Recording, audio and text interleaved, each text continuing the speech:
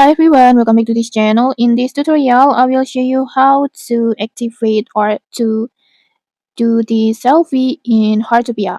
So in this new update in Heartopia, there is a new feature in your camera, the selfie feature.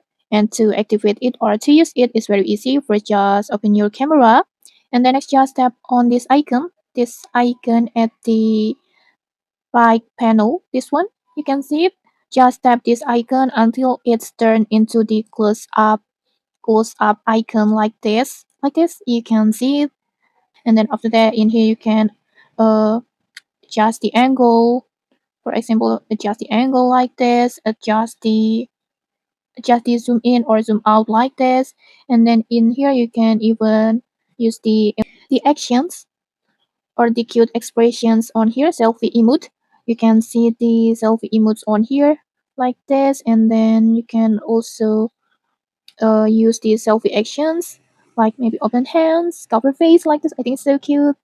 Look here, show off like this. I think it's so cute.